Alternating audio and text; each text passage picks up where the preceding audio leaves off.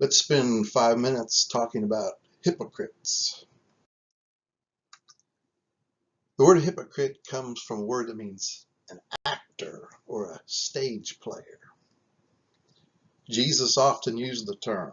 For example, in Matthew 23, verses 25-26, he said, "Woe to you, scribes and Pharisees, hypocrites, for you clean the outside of the cup and the plate, but inside they are full of greed and self-indulgence.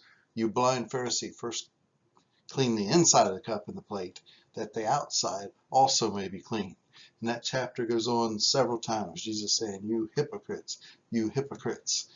It obviously means someone who's not practicing what they preach. So we need to watch ourselves. It's easy to be just like the hypocrites Jesus talked about. Do as I say, not as I do, in a sense. For example, Romans 2:21 and 22, Paul said, "You then who teach others, do you not teach yourself? While you preach against stealing, do you steal? You who say that one must not commit adultery, do you commit adultery?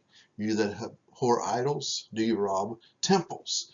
So easy to preach, condemn, say that we shouldn't do certain sins, and still commit them ourselves.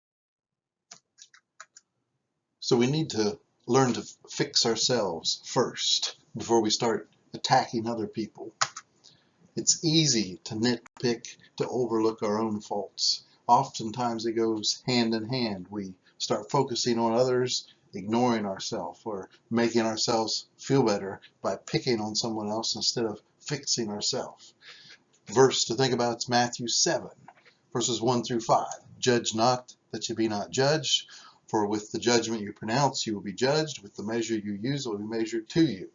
Why do you see the speck that is in your brother's eye, but do not notice the log that is in your own eye?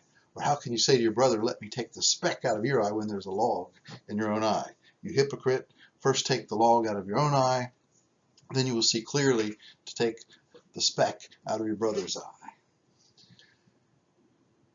So this passage is often misused. We do need to help our brother fix his faults, but first we need to fix our own faults so that we see clearly and can be the example we need to be, and so forth, to help others correct their lives. Passage again is often misused, saying we can't judge at all, but the verse isn't teaching that you can't judge. It's teaching that you need to judge righteous judgment. The measure, the standard you are using against another, they will turn back and use it on you. So you have the right to use God's judgment and law to judge another, but it is also fair and it will be used against you. They will judge you by the same standard. So we need to think, would you rather just act like you're a righteous person, or would you rather be a righteous person? We need to quit acting and become what we need to be, the real thing. We need to become righteous. We need to become a Christian. We need to be faithful. We need to be godly and so forth, and not just act like it.